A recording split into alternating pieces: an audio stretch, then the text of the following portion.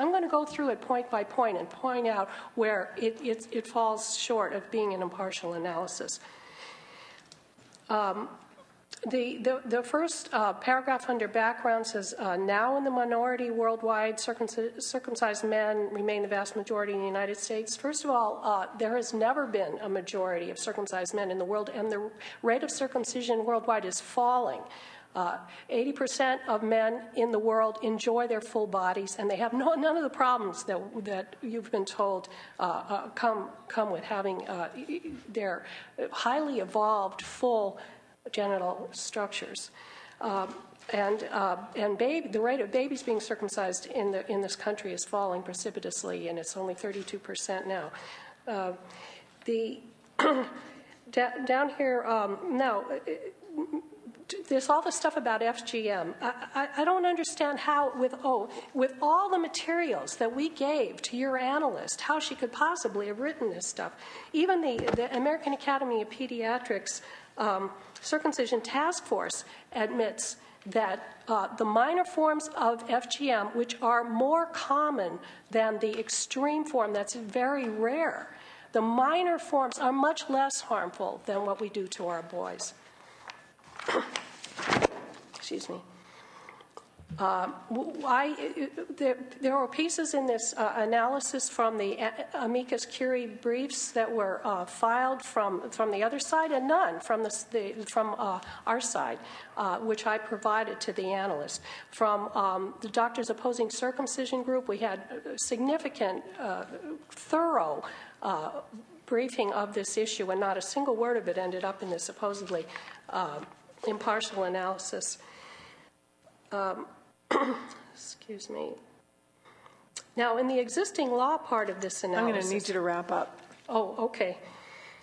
Well, the Equal Protection Clause, the existing law allows citizen initiatives, all the assault and battery and child abuse laws, the rights to privacy, none of that is mentioned. All the existing statutes and Supreme Court decisions that would support the right of a baby to his entire body.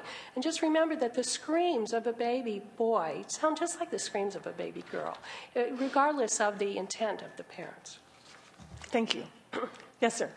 Yes, my name is Lloyd Schofield, and I was a proponent for the initiative in San Francisco, which was a restriction on male circumcision, not a ban. There was a medical exception for extreme medical emergency, and when someone is restricted for liberty and the choice of the man who's undergoing the surgery, when they become 18, anybody can do whatever they want with their body for religious body modifications. This is the background on the initiative, which was pulled after getting over 12,000 signatures to get on the ballot of San Francisco in a very short amount of time. So there's very strong grassroots support for this. I think a lot of people don't realize that male circumcision, we've been fed lies all our lives, certainly from a medical standpoint and religious standpoint. Oh, it's just a little bit of skin. Oh, it doesn't hurt. Oh, you don't miss it. Oh, it's cleaner. Well, I'm telling you, these are the same things that Muslim countries tell their people when they do this to their daughters. It's the same excuse. Muslims are not bad people. They are not bad parents. They feel they are doing what is expected of them and what is right too, and what they have been told. This is the same thing for male circumcision in the United States. Currently, the way the radical surgery removes 50% or more of the penile skin. It contains the most erogenous nerve endings called Meissner's corpuscles. These are obliterated. Babies routinely die. You're just hearing about it in the news now because it's not reported by the CDC. They do not have adequate reporting structures. Babies die from circumcision complications. They say because of hemorrhage, because of infection. These are the two most common side effects of infant circumcision. You can go to Stanford Medical School website, and they're 7 pages long, 18 different complications from male circumcision.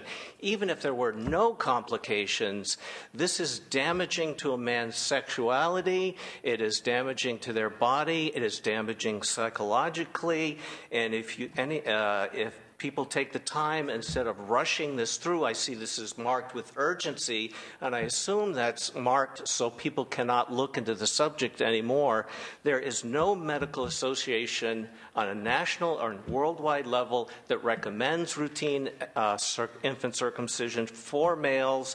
In 1996, the American Academy of Pediatrics said this is cosmetic surgery. In 1996, the Royal Dutch Medical Association cited severe psychological and physical harm. The South African Medical Association a couple of months ago reinforced this. There's been a study called the Frisch study in Denmark, documenting the sexual dysfunction caused by circumcision. None of this takes place in this, is put in this analysis. Again, we're all here for freedom. Women have this choice. They have the right over their body. Men deserve equal freedom. I also notice that the 14th Amendment is not included here. California state law and federal state law stops even the drawing of one drop of blood from females. Men are no less human beings than females are, and they deserve the same protection under the 14th Amendment. Thank you. Thank you. Any other witnesses wishing to state their opposition? Yes. Didn't you already testify? Oh, I'm sorry. No. If other witnesses who are in opposition, come on up and simply identify yourself and your affiliation and say that you are opposed. And you can just line up behind one of the microphones or each take one if you'd like. And again, just state your name and your affiliation. My name is Marilyn Milos. I'm the Executive Director of the National Organization of Circumcision Information Resource Centers, which is a 501c3 educational organization. We're also in roster status with the Social and Economic Council of the United Nations. We oppose all forms of genital cutting of non-consenting minors. Thank you. Next, go ahead. My name is Stephen Bowen, and I'm also a volunteer for the National Organization of Circumcision Information Resource Centers in Sonoma County. I'm also affiliated with Bay Area Intactivist and Intact Sonoma. And I'm opposed to the bill, specifically the sentence that says that there's medical benefits to male circumcision, and I just ask you to read the Thank you. pamphlet. And if you do have written materials that you would like the committee to consider, you can turn them into the desk right there, and we will consider them. We have it. So. Yeah, thank you very much. Yes, sir. My name is Jonathan Conti. I'm from San Francisco. I'm a member of Bay Area Intactivists, a human rights organization. I strongly oppose Bill number 768. All children, regardless of gender, have a human right to genital integrity. Thank you. Yes, ma'am. My name's Sophia Williams. I'm part of Intact Sonoma, and I oppose this bill. Thank you. Yes, sir. I'm Frank McGinnis. I'm a Bay Area Intactivist member. I'm also a restoring member of Gary Burlingame's Restore Site. I'd like to point out that I'm consistent, of course. There's 671,000 pages on Google if you do restoration, so it's no small matter here. Thank you. Other witnesses in opposition, come on up and take your seat at one of the microphones. Identify your name and affiliation. Kirsten Barquist, Intact Sonoma, and I deeply oppose this bill. This is all children deserve equal protection and deserve fully intact, functioning genitals when they reach adulthood. What they want to do when they get to be an adult is their business. Thank you. In the meantime, we need to protect them. Thanks. Yes, sir. I'm Clint Sommer, native of California, born in Atascadero, California. 6 days later, I was circumcised, and I have had post-traumatic stress disorder ever since. Therefore, I totally oppose this measure. Thank you for your testimony. Any other witnesses in opposition? Okay, and we'll bring this back to the committee and the author of the bill. Any questions, comments by committee members? I have a couple of comments I'll make. First of all, I want everybody to know that I have read all of the letters and the information submitted in support and in opposition. And even though I'm going to support the bill, I do want the opponents to understand I am not unsympathetic to the issues that are raised. This is a very personal decision, and this bill neither mandates circumcision nor precludes it. I do agree with the supporters of the bill that testified earlier that we need to have a state standard. It is impossible to enforce a law that is a hodgepodge based on inconsistent or, inconsistent and incompatible local ordinances. And the reason that this bill has come to the Judiciary Committee, I believe, is the fact that it does raise a lot of personal privacy issues. It raises First Amendment freedom of religion issues, and I know that there are people that have personal objections to circumcision, but it is a recognized religious right for Judaism. And I'm not Jewish. I was married to a Jewish man, however, and when I had a son, I had to struggle with this very personal decision about did I want him circumcised or not. It was hard. So I recognize that this is a personal issue. So again, those are my reasons for supporting the bill. Anybody else wish to add anything? If not, we can. Thank you, ma'am. You're out of order, but we've already heard the testimony. All right, then I will entertain a motion. Excuse me. Would you like to close, Mr. Gatto? Yes, I would, Madam Chair. Thank you very much. And I really do also want to thank all the people who came to this hearing today to participate.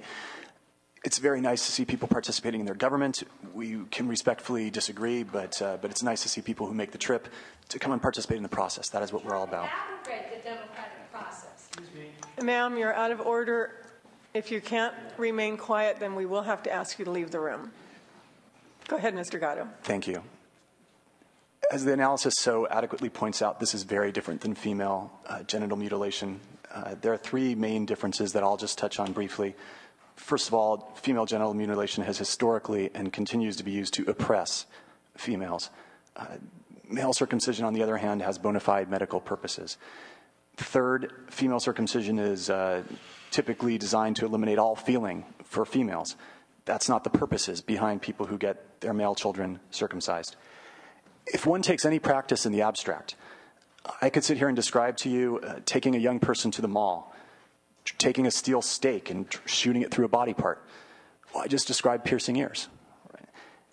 It is important that we recognize this bill for what it is and what it isn't, and just take a deep breath and realize that this is a simple bill that clarifies state law to standardize our practices and preserve liberty. I respectfully ask for your aye vote.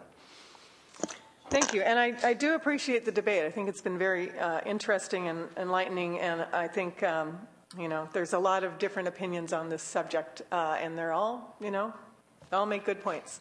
But we do have a job here to make a decision. And so I will entertain a motion. If Mr. Harmon is moving approval, we will call the roll. The motion is due pass to the Senate floor. Evans? Aye. Evans, aye. Harmon? Aye. Harmon, aye. Blakesley? Aye. Blakesley, aye. Corbett? Corbett, aye. Leno? Leno, aye. That bill has 5 votes. It is out of committee. And thank you very much to everybody that participated in the process. We do appreciate it.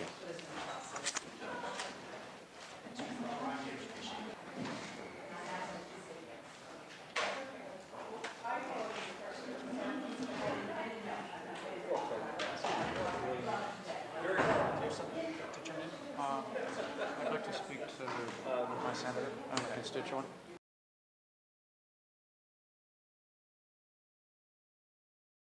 This is the oldest procedure known to mankind. We've done it virtually unchanged for about 3,000 years, but there are risks to everything we do medically, and you need to know those risks. Those are exceptionally rare, and knock on wood, we just don't see it. There we go, we're recording. Okay, so zoom in nice and tight. Okay, so first thing, make sure he's well restrained. Okay, sorry buddy, this is the part that everybody hates the most. It's cold. Don't want urethral restrictions. We're going to break up any adhesions. We insert right in the foreskin. Make sure you temp the skin up so you don't wind up intraurethral. We're going to gently slide down to the base of the foreskin. Okay? Then we repeat the process with just one end. Go down and clamp. Anything that gets clamped gets cut. So everything works wonderful. Now we tighten. Make sure you get it real tight. This is what provides 100% of your cautery. I know, Ben. I'm sorry, Ben. And for all intents and purposes, we are done.